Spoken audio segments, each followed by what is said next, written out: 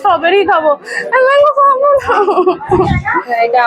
না আমি খাবো না, দরকার নেই, খেতে হবে না। না আমি এটা অর্ডার করিনি, আমি চলে যাবো কিন্তু। না আমি ওটাই খাবো, আমি সব জায়গায় গিয়ে ওটাই খাই, ওটা আমার ফেভারিট। আর দীপরাজেরটাও আমি নিয়ে নেবো একটু টেস্ট করবো। এই পাগলামোগুলো দেখার জন্য কিন্তু পুরো ভিডিওটা দেখতে হবে, স্কিপ না করে। Hello guys, welcome back to my channel. আশা করি তোমরা খুব ভালো আছো। তো আজকে 15 আগস্ট স্বাধীনতা দিবস। তো সত্যিই কি আমরা স্বাধীন কি জানি। তো যাই হোক, স্বাধীনতা দিবসে নিজেরা স্বাধীন হতে বেরিয়েছি। তো আমি একা নই, আজকে আমার সাথে অনেকেই যাবে। তো দেখতে থাকো কোথায় যাচ্ছি, কাদের সাথে যাচ্ছি, স্বাধীনতা খুঁজতে যাচ্ছি। তো চলো সাথে থাকো। তো চলো একজনের সাথে দেখা করাই, অলওয়েজ লেট। তো আরও আছে, দেখতে দেখা যাক। অলওয়েজ লেট এসছে, আবার লেট। ভালো লাগছে না এত তাড়াতাড়ি রেডি করো তোমরা? ও আচ্ছা, কখন থেকে বলছো সেই। তো নেক্সট আছে নম্রতা, দেখো অলওয়েজ ফোনে বিজি। তো তারপরে আছে পিয়া, তো এদের সাথে এই ম্যাটকলে এসে দেখা করলাম। তো এরপরে আমাদের ডেস্টিনেশনে যাওয়ার পালা। তো চলো কোথায় যাই। তো আমরা বাসে উঠে গেছি, চলেছি দক্ষিণেশ্বরের গঙ্গার উপর দিয়ে। দেন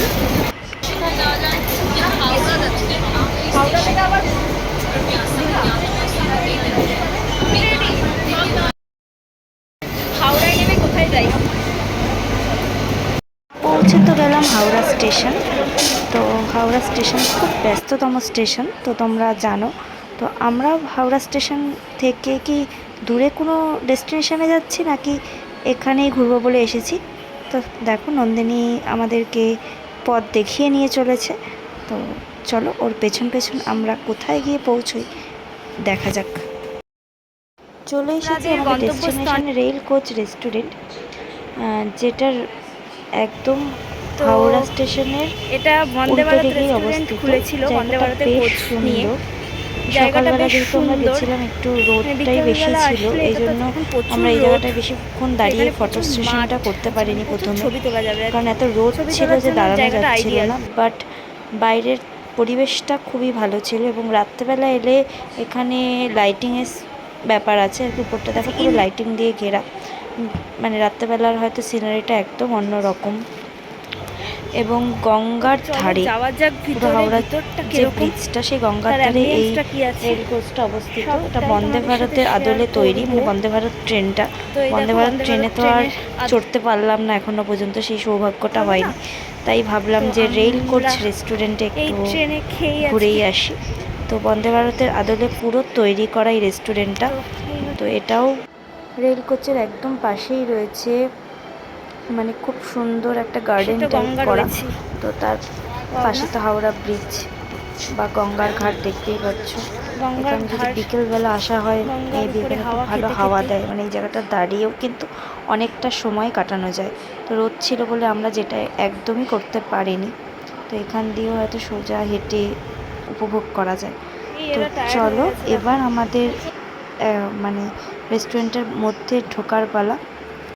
অলরেডি সবাই টায়ার্ড হয়ে গেছে, মুখগুলোর অবস্থা দেখো, খিদে পেয়ে গেছে বেচারাদের। এবং বাইরে সত্যিই রোদ, গরম লাগছিল। প্রচন্ড বাইরে গরম লাগছিল, তাই জন্য আমরা আর ঢোকার সময় মোটেও না, ঢোকার সময় আমরা কোনো ফ্যান ছিল না, তাই ঢোকার সময় আমরা একটু ভিডিও করতে পারিনি। তাই আমরা এই জায়গায় বসলাম, একটু ঠান্ডা হলাম, দেন এবার খাবারের অপেক্ষা। খালি নিজেকে দেখে তো আমাদের চারজনের মধ্যে ওটা কে বডিগার্ড, মানে আজকে আমরা স্বাধীন তো চারজন, তো স্বাধীন হতে বেরিয়েছি, তো বাই চান্স মানে হতে দেবে না চলে এসেছি, মানে একটা ছেলে চলে এসেছে। আমি একাই আচ্ছা, আমি তোমাদেরকে সামনে অনেক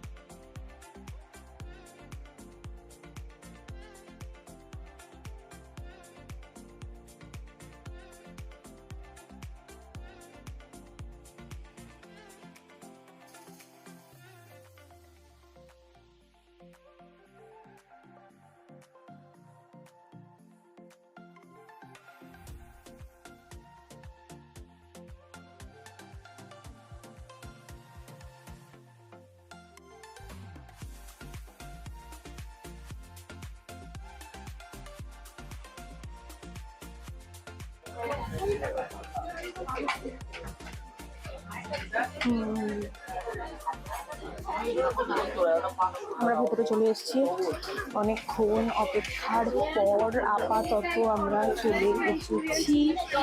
দেন দেখা যাক কি হয়।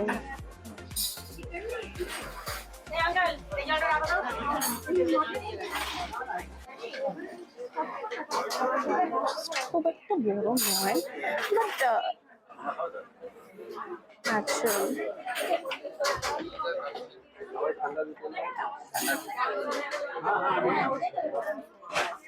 তোমাদের বক্তব্য, নিজেদের এক্সপিরিয়েন্স শেয়ার করো একটু।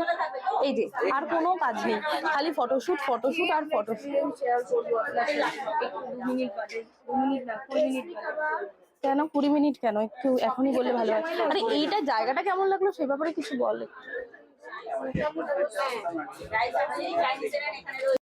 রাত্রিবেলা এসে দেখতে হবে কি হয়। এটা থেকে ব্যাক করা যায় না। ও ম্যাম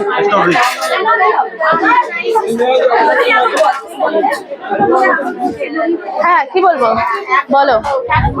এখনো কিছু টেস্ট করে দেখিনি, দেখি। স্ট্রবেরি নট ব্লুবেরি না। হ্যাঁ আমি বলেছি না আমি ম্যাঙ্গো খাবো না, আমি স্ট্রবেরি খাবো। ম্যাঙ্গো খাবো না, আমি খাবো না, দরকার নেই খেতে হবে না। না আমি এটা অর্ডার করিনি, আমি চলে যাবো কিন্তু। না আমি ওটাই খাবো, আমি সব জায়গায় গিয়ে ওটাই খাই, ওটা আমার ফেভারিট।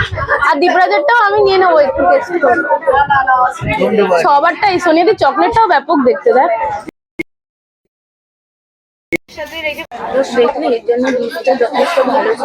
এটাই তো জুস। তো এটা হচ্ছে চিকেন ড্রামস্টিক, খুব সুন্দর আর কি খেতে, এটা মোটামুটি ভালোই। এরপরে এসে গেছে আমাদের কর্ন, তো জানি না এটা খেতে কেমন লাগবে। আর শেক গুলো একটু পাতলা পাতলাই আছে আর কি, মানে শেকের মতন নয় ঠিক। আমরা সঠিক রিভিউ দেব, তো দেখা যাক নেক্সট আইটেম গুলো কি হয়। চলো সাথে থাকো। পরিষ্কার কর। চিটিং করতে পারবে না। কোথায় চিটিং করলাম? কি পরিষ্কার করব? আমি ছবি তুলে বলে সরালাম। আরে পুরি যাবে কি? পাগল টাগল নিয়ে কে আসে বলে? দেখো খালি গ্লাসগুলো, খালি গ্লাস নিয়ে চলে। আরে ওগুলো তো সাইডে আছে। দেখো আমাদের চলে এসেছে মিক্স ফ্রাইড রাইস, কিন্তু কোয়ান্টিটিটা একদমই অল্প আর কি, মানে বলবো যে এটা একজনের জন্য যথেষ্ট। কেউ এখানে ভুলেও যে দুজন খাওয়া যাবে। আর একটা চিলি চিকেন, কোনটা কি এখনো বোঝা যাচ্ছে না।